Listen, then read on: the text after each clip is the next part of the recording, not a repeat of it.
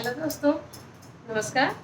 मैं श्रुतिका शर्मा आप सबका स्वागत कर रही हूँ अपने YouTube चैनल में। तो दोस्तों, कैसे हैं आप सब लोग? आशा करती हूँ आप सब अच्छे होंगे, स्वस्थ होंगे। मैं भी बहुत अच्छी हूँ। जैसे कि हमारे संबलपुर में लास्ट 10-12 दिन से मतलब नेट नहीं था, जिसके चलते मैं कोई भी वीडियो अपने चैनल में अपलोड नहीं कर पाई। तो आज सुबह नेट आया है तो सोचा कि मैं आज एक अपना वीडियो अपलोड करूँ। तो जैसे कि इन दिनों में मैं कुछ रिकॉर्ड करके रखी हूँ आप लोगों को दिखाने के, लेकिन उससे पहले आज जैसे अक्षय तृतीया है, तो अक्षय तृतीया के लिए आप सबको ढेरों शुभकामनाएं, क्योंकि ये हमारे ट्रेडिशन में एक त्यौहार है जिसको मनाया जाता है, बहुत खुशी से मनाया जाता है। तो दोस्तों, चलिए वीडियो को हम लोग आगे बढ़ाते हैं। और इस वीडियो में मैं आज अक्षय तृतीया के दिन आप लोगों को बाबा गोरखनाथ धाम मंदिर का दर्शन कराऊंगी। तो हो सकता है वीडियो थोड़ा सा लंबा हो, क्योंकि बहुत सारे फुटेज मैंने उसके रिकॉर्ड किए हैं। तो दोस्तों, आप लोगों को ज़रूर ये वीडियो अच्छा लगेगा। मैं आशा करूँगी कि आप लोग वीडियो को पूरा देखेंगे तो आप लोगों को ज़रूर अच्छा लगेगा। और अगर वीडियो अच्छा लगे तो प्लीज़ इसको लाइक कर दीजिएगा और मेरे चैनल को सब्सक्राइब ज़रूर कीजिएगा। तो चलिए हम लोग वीडियो को आगे बढ़ाते हैं। ये हमारे घर के सामने नाम संकीर्तन चल रहा था, तो आज उसका नगर संकीर्तन कर रहे हैं। तो ये मुझे बहुत अच्छा लगा, तो इसका भी फुटेज मैंने रिकॉर्ड कर लिया। आशा करूँगी आप लोगों को भी ये अच्छा लगेगा। तो चलिए थोड़ा सा देखते हैं इसको, और आगे फिर हम लोग चलेंगे बाबा गोरखनाथ धाम के मंदिर। तो मंदिर का फुटेज तो जैसे मैंने बताया कि पहले से रिकॉर्ड किया हुआ है, तो हर एक जगह का फुटेज है।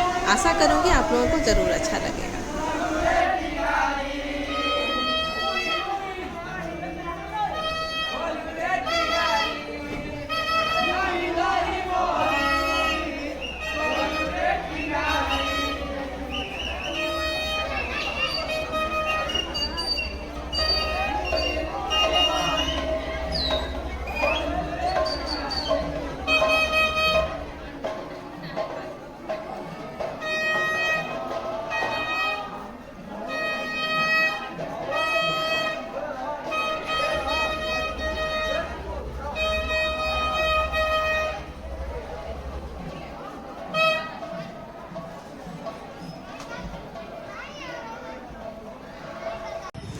तो दोस्तों, ये बाबा गोरखनाथ धाम जी के मंदिर का जो फ्रंट एरिया है, और यहाँ से होकर के हमको मंदिर के अंदर जाना होगा।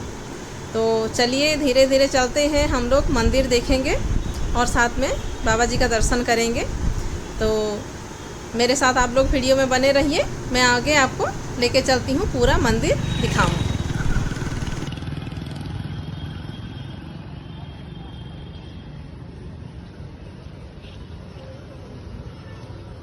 इस मंदिर का एक मान्यता है कि इस मंदिर में गोरखनाथ जी द्वारा जलाई अखंड ज्योति, जो कि त्रेता युग से आज तक अनेक झंझावातों के बावजूद भी अखंड रूप से जलती आ रही है। और ये ज्योति आध्यात्मिक ज्ञान, अखंडता और एकाग्रता का प्रतीक माना जाता है। इस मंदिर का इतिहास भी काफ़ी रोचक है, मैं आगे आपको वीडियो में बताऊँगी।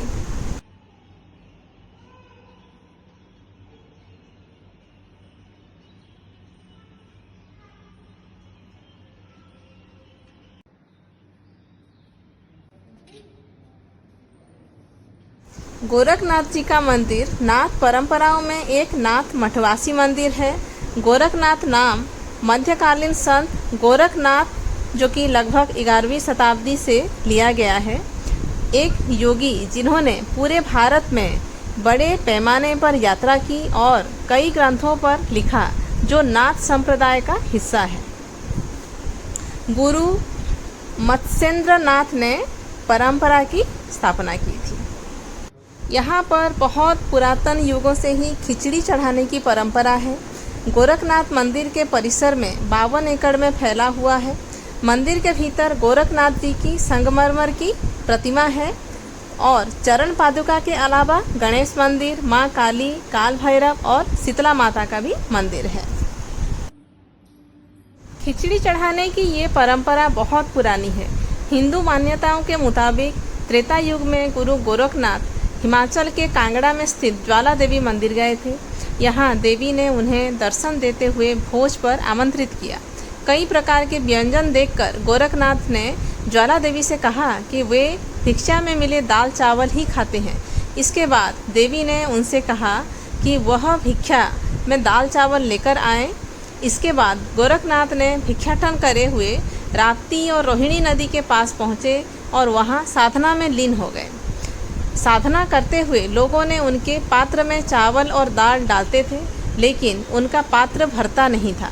तब से गुरु गोरखनाथ को खिचड़ी चढ़ाने की परंपरा है।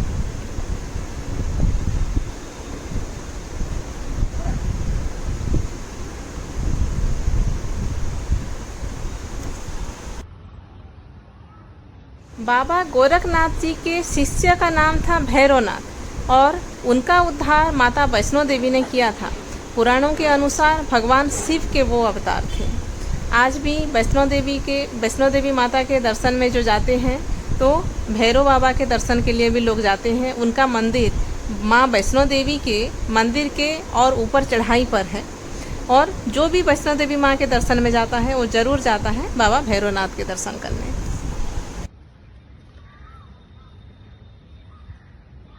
तो चलिए मंदिर घूमने के साथ साथ हम लोग बाबा गोरखनाथ और गुरु गोरखनाथ उनके बारे में थोड़ा सा जानते हैं। गुरु गोरखनाथ एक योग सिद्ध योगी थे।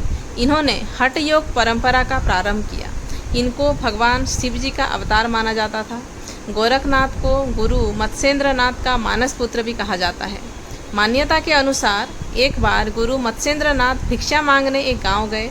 एक घर में भिक्षा देते हुए स्त्री बड़ी उदास दिखाई दी तो गुरु ने पूछा, माता समस्या क्या है? तो स्त्री बोली, मेरी कोई संतान नहीं है। उस स्त्री को परेशान देख गुरु मत्स्येंद्रनाथ ने उनको मंत्र पढ़कर एक चुटकी भभूत दी और पुत्र प्राप्ति का आशीर्वाद देकर चले गए। लगभग 12 साल के बाद गुरु मत्स्येंद्रनाथ उसी गांव में फिर से आए और उस स्त्री के घर पहुँचे। दरवाजे के बाहर आवाज़ लगाकर स्त्री को बुलाया और कहा, अब तो पुत्र 12 साल का हो गया होगा। असलियत में वह स्त्री गुरु मत्स्येंद्रनाथ की सिद्धियों से अनजान थी, इसलिए उसने गुरु मत्स्येंद्रनाथ द्वारा दी भभूत को खाने के बजाय गोबर में फेंक दिया था। गुरु मत्स्येंद्रनाथ की सिद्धि इतनी प्रबल थी कि भभूत बेकार नहीं जाती। स्त्री घबरा गई और सारी बात बताई कि मैंने भभूत को गोबर में फेंक दिया।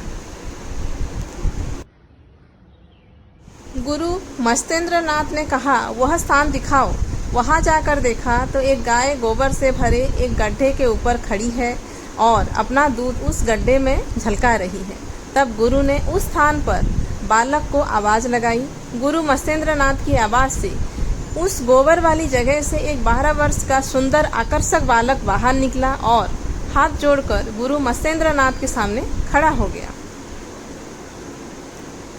इस प्रकार बाबा गोरखनाथ का जन्म स्त्री के गर्भ से नहीं बल्कि गोबर और गो द्वारा जाने वाली रक्षा से हुआ था, इसलिए इनका नाम गोरख पड़ा।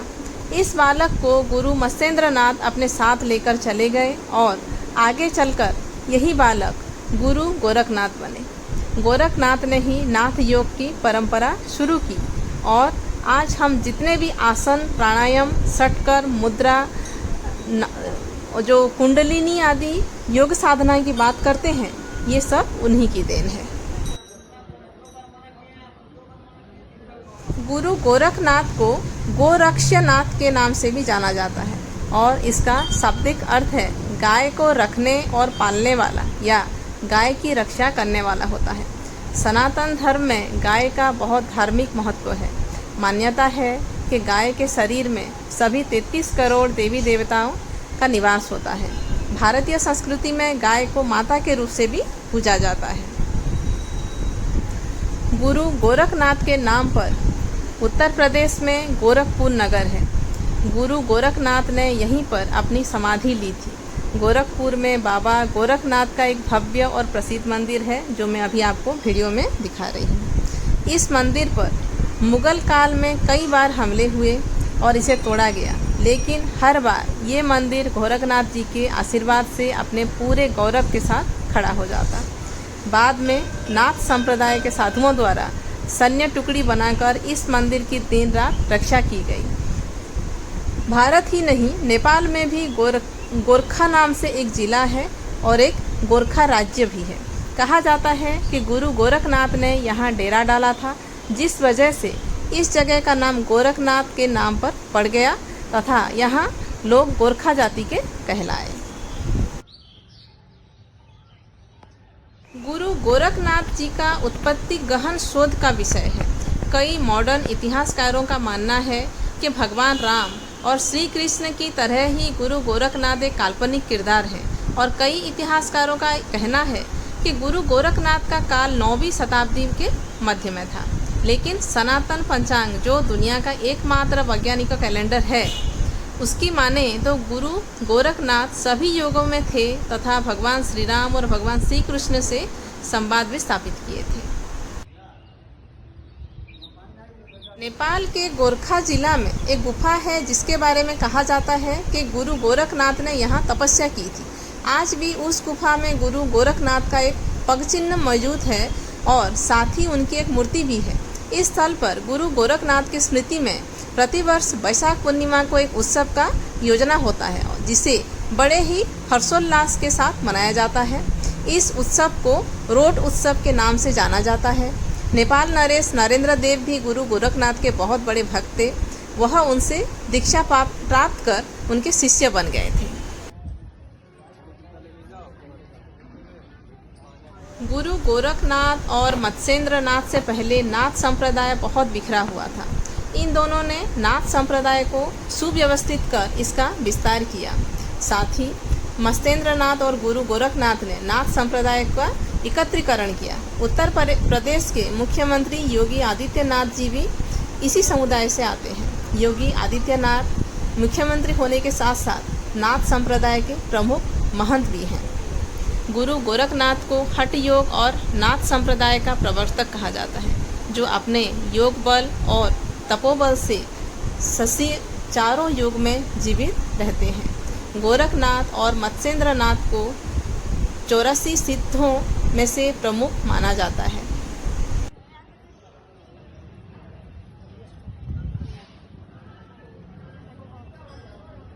गुरु गोरखनाथ साहित्य के पहले आरंभकर्ता थे। उन्होंने नाथ साहित्य की सर्वप्रथम शुरुआत की। इनके उपदेशों में योग और शैव तंत्रों का समावेश है। गुरु गोरखनाथ ने पूरे भारत का भ्रमण किया तथा लगभग 40 रचनाओं को लिखा था। महान योगी गोरखनाथ जी को शिव जी का अवतार भी कहा जाता है। त्रेता युग में गोरखपुर में गुरु गोरखनाथ का आश्रम था। सनातन ग्रंथों के अनुसार श्री राम के राज्याभिषेक का निमंत्रण गुरु गोरखनाथ के पास भी गया था और वह उत्सव में सम्मिलित भी हुए थे। द्वापर युग में कई हिंदू ग्रंथों में लिखा गया है कि जूनागढ़ गुजरात स्थित गोरखमढ़ी में गुरु गोरखनाथ ने तप किया था और इसी स्थान पर श्री कृष्ण और रुक्मिणी का विवाह का भी संपन्न हुआ था। गुरु गोरखनाथ ने देवताओं के अनुरोध पर द्वापर युग में श्री कृष्ण और रुक्मिणी के विवाह समारोह में भी अपनी उपस्थिति दी थी। कलयुग काल के दौरान कहा जाता है कि राजकुमार बप्पा रावल किशोरावस्था में एक बार घूमते घूमते बीच बिहार जंगलों में पहुंच गए। वहां उन्होंने एक तेजस्वी साधु को ध्यान में बैठे हुए देखा, जो कि गोरखनाथ बाबा थे। गुरु गोरखनाथ के तेज से प्रभावित होकर बप्पा रावल ने उनके निकट ही रहना प्रारंभ कर दिया और उनकी सेवा प्रारंभ कर दी। कुछ दिनों बाद जब गोरखनाथ का ध्यान टूटा तो बप्पा रावल की सेवा से वह प्रसन्न हुए और उन्हें एक तलवार आशीर्वाद के रूप में दी। बाद में इसी तलवार से मुगलों को हराकर चित्तौड़ राज्य की स्थापना बप्पा रावल ने की थी। आज भी बड़ी संख्या में लोग गुरु गोरखनाथ के प्रति अटूट विश्वास और आस्था रखते हैं और यहाँ श्रद्धा सिर्फ भारत तक सीमित नहीं है, बल्कि पूरे नेपाल और हमारे पड़ोसी देश पाकिस्तान के कुछ भागों में भी लोग बाबा गोरखनाथ के मंदिरों की पूजा अर्चना करते हैं। खिचड़ी और मकर संक्रांति के पर्व पर गोरखपुर के प्रसिद्ध गोरखनाथ मंदिर में लाखों की संख्या में श्रद्धालु लाखों की संख्या में खिचड़ी का चढ़ाव करते हैं। नाथ संप्रदाय के प्रवर्तक गुरु गोरखनाथ जी के बारे में पुराणों में तो उल्लेख मिलता है। साथ ही परंपराओं, जनश्रुतियों, लोक कथाओं आदि में भी गोरखनाथ बाबा का उल्लेख खूब मिलता है। यह लोक कथाएँ भारत के साथ साथ काबुल, सिंध, बलूचिस्तान, नेपाल, भूटान आदि देशों में भी प्रसिद्ध है।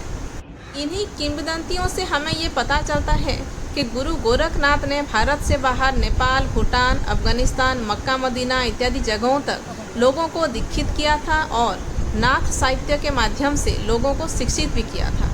गुरु गोरखनाथ जी ने अपनी रचनाओं में तपस्या, स्वास्थ्य और ईश्वर उपासना के अनेक महत्व दिया है। साथ ही हठ योग का भी उपदेश दिया। नाथ साहित्य के प्रमुख कवियों में चिरंगीनाथ, गोपीचंद, भरथरी आदि के नाम आता है। नाथ साहित्य की रचनाएं साधारणतः दोहों अथवा पदों में प्राप्त होती हैं और कहीं कहीं चौपाई का भी प्रयोग मिलता है। परवर्ती संत साहित्य पर, सिद्धों पर, विशेषकर नाथों के नाथ साहित्य का गहरा प्रभाव पड़ा। गुरु गोरखनाथ द्वारा रचित 40 रचनाएं हैं। हिंदी भाषा के शोधकर्ता डॉक्टर बड़द्वाल जी ने बड़ी खोजबीन की बाद इनमें से 14 रचनाओं के आदि प्राचीन बताया गया है। वहीं 13वीं पुस्तक ज्ञान चौतीसी अनुपलब्ध होने के कारण प्रकाशित नहीं हो पाई है। बाकी की 13 रचनाएं गोरखनाथ जी के रचना समझकर प्रकाशित की गई हैं, जो इस प्रकार हैं: शब्दी पद, शिष्य दर्शन, प्राण सांखली, नरवे बोध, आत्मबोध, अभय मात्रा योग, 15 तिथि, सप्तवार, मच्छिंद्र गोरख बोध, रोमावली, ज्ञान तिलक, ज्ञान चौतीसा आदि।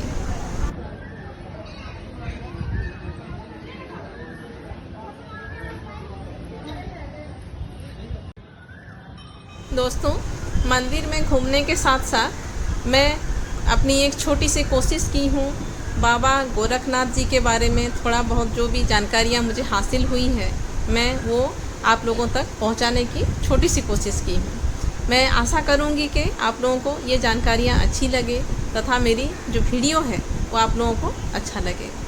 तो दोस्तों, चलिए और थोड़ा सा घूम लेते हैं और आगे वीडियो में बढ़ते हैं। जैसे मैंने आप लोगों को वीडियो में आगे बताया है, गुरु गोरखनाथ ने ही नाथ योग, आसन, प्राणायाम, षटकर, मुद्रा, नादानुसंधान, कुंडलिनी आदि योग और प्राणायाम की परंपराएं शुरू की थी। ये योग साधनाएं गुरु गोरखनाथ की ही देन है। जहां गुरु गोरखनाथ ने नाथ संप्रदाय की शुरू की थी, वहीं गोरखनाथ के हठ योग की परंपरा को आगे बढ़ाने वाले सिद्ध योगियों में कुछ प्रमुख योगियाँ हैं, जिनका नाम है चौरंगीनाथ, गोपीनाथ, चुणकरनाथ, भर्तृहरि, जालंधरी पाव इत्यादि। 13वीं शताब्दी में इन्होंने गोरखवाणी का प्रचार प्रसार किया था। एकेश्वरवाद पर बल देते थे, ब्रह्मवादी थे तथा ईश्वर के साकार रूप शिव के अलावा कुछ भी सत्य नहीं मानते थे। अभी मैं आप लोगों को कुछ नाम सुनाऊं। लुहिपा, लोलप्पा, बिरूपा, डोम्भिपा, सबरीपा, सरहपा, कंकालीपा, मेनपा, गोरखपा, चौरंगीपा, बीणापा, शांतिपा, तंतीपा, चमरीपा, खंडपा, नागार्जुन, करहपा, कर्णरिया, धगनापा, नारोपा, सालीपा, तिलोपा, छत्रपा, भद्रपा, दोखंदीपा, अजोगीपा, कालपा, घोंबीपा, कंकणपा, कमरीपा, डोंगीपा, भदेपा, तंघेपा, कुकरीपा, कुसलीपा, धर्मपा, महिपा, अचिंतीपा, फलहपा, नालिनपा, भुसुकपा, इंद्रभूमि, मेकोपा, कुंडलिया, कमरीपा, जालंधरपा, राहुलपा, धर्मरीपा, धोकरिया, मेदिनीपा, पंकजपा, घटापा, जोगीपा, चेलुकापा, गोंडरिया, लुचिकपा, निर्गुणपा, जयानंद, चरपटीपा, चंपकपा, भिकनपा, भलीपा, कुमारिया, जबरिया, मणिभद्रा, मेखला, कनखलपा, कलकल्पा, कंतलिया, धौलिया, उधलिया, कपालपा, तिलपा, सागरपा, सर्वभक्षपा, नागोबोधिपा, दरिकपा, पुतलिया, पनहपा, कोकलिया, अनंगपा, लक्ष्मीकरा, समुदपा और भलीपा। आप लोग सोच रहे होंगे कि इतना सारा नाम ये क्यों बता रही है, तो चलिए इसके बारे में मैं आगे आप लोगों को बताती हूँ। ये जितने भी सारे नाम हैं इनके अंत में जो पा प्रत्यय लगा है ये संस्कृत शब्द पाद का लघु रूप है। नवनाथ की परंपरा के इन सिद्धों की परंपरा के कारण ही मध्यकाल में हिंदू, बौद्ध और जैन धर्म के अस्तित्व की रक्षा होती रही। इन सिद्धों के कारण ही अन्य धर्म के संतों का परंपरा भी शुरू हुई। इसलिए आज भी इन सिद्धों के इतिहास को संरक्षित किए जाने पर जोर दिया जाता है। दोस्तों, अभी मंदिर से वापस जाने की बारी है। तो मंदिर से तो वापस निकल आए हैं, फिर भी कुछ और बताना बाकी रह गया है, तो मैं अभी आपको इसी वीडियो में वो बताना चाहूँगी। जैसे कि नाथ संप्रदाय गुरु गोरखनाथ जी से भी पुराना है। इसके प्रमाण स्वरूप ये कहा जाता है कि भगवान शंकर को भोलेनाथ और आदिनाथ भी कहा जाता है। आदिनाथ होने के कारण उनका एक नाम आदिश भी है। इस आदिश शब्द से ही आदेश शब्द बना है, जहाँ भगवान शंकर की परंपरा को उनके शिष्यों बृहस्पति, विशालाक्ष, शुक्र, सहस्राक्ष, महेंद्र, प्राचेतस मनु, भरद्वाज, अगस्त्य मुनि, गैर सिरस मुनि, नंदी, कार्तिकेय, भैरवनाथ आदि ने आगे बढ़ाया। वहीं भगवान शंकर के बाद इस परंपरा में सबसे बड़ा नाम भगवान दत्तात्रेय को भी आता है। दत्तात्रेय को आदि गुरु भी माना जाता है। भगवान दत्तात्रेय के बाद सिद्ध संत गुरु मत्स्येंद्र नाथ ने नाथ परंपरा को फिर से संगठित करके पुनः उनके धारा को अबाध गति से आगे बढ़ाने का कार्य किया। वहीं गुरु मत्स्येंद्र नाथ के बाद उनके शिष्य गुरु गोरखनाथ ने नाथ परंपरा को एक नई बुलंदियों के ऊपर पहुंचाया। कहा जाता है कि उनके लाखों शिष्यों में हजारों उनके जैसे ही उच्च कोटि के सिद्ध होते हैं। तो दोस्तों, यही था आज का वीडियो। तो अभी वापस चल रहे हैं। वापस चलते चलते और भी कुछ है जो कि आप लोगों को आगे देखने को मिलेगा। तो चलिए दोस्तों, आगे बढ़ते हैं।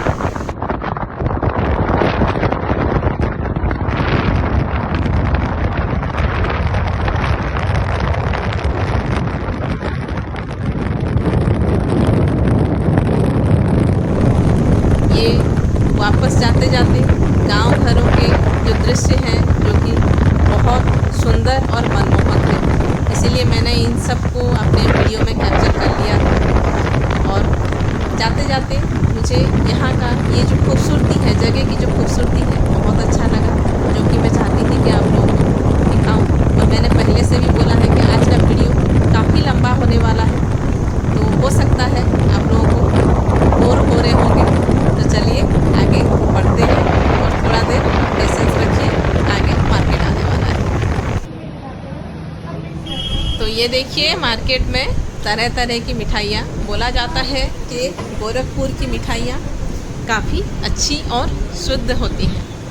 तो मैंने तो यहाँ पे थोड़ा सा मिठाई चखा है, बहुत अच्छा लगा मुझे, और इसीलिए मैंने इसका वीडियो बना लिया, क्योंकि ये तरह तरह की मिठाइयाँ हैं, काफ़ी स्वादिष्ट हैं, अच्छे क्वालिटी की हैं, अच्छा लग रहा है, खाने में भी अच्छा लग रहा है। आप लोग भी कभी आइए तो ज़रूर यहाँ पे मिठाइयाँ खाइए, बहुत टेस्टी है।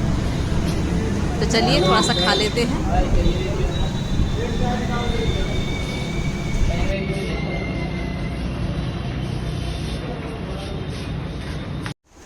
तो दोस्तों, वापस आते समय ये एक कुछ अजीब चीज़ मुझे देखने को मिली, जो कि मैं आप लोगों को दिखाना चाहूँगी। तो ये देखिए, ये एक पौधा है, इसमें बहुत कुछ मेरे को जो साथ में मुझे दिखाने ले गए थे, उन्होंने मुझे ये दिखाया। देखिए, इसमें कुछ अजीबो गरीब मने चीज़ मेरे को देखने को मिला, जो कि मैं आप लोगों को दिखा रही हूँ। ये देखिए, क्या देख रहे हैं वीडियो में, कमेंट करके ज़रूर बताइए क्या चीज़ देखने को आप लोगों को मिल रहा है इस वीडियो में, क्योंकि मुझे तो बहुत अजीब लगा था।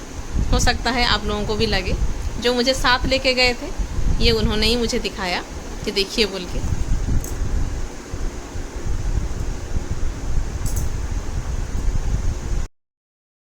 ज़िंदगी में बहुत सारी अजीबोगरीब चीज़ें देखने को मिलती हैं, और ये भी एक बहुत अजीबोगरीब चीज़ है। मुझे तो अजीब लगा, पता नहीं आप लोगों को शायद अच्छा लगे, इसलिए मैंने इसको रिकॉर्ड किया था। देखिए कैसे कैसी चीज़ें मतलब प्रकृति ने सजो के रखी है, जो कि विज्ञान से काफ़ी दूर तक ये अटैच्ड है। देखिए क्या क्या देख रहे हैं, क्या हो रहा है ये सब चीज़ें।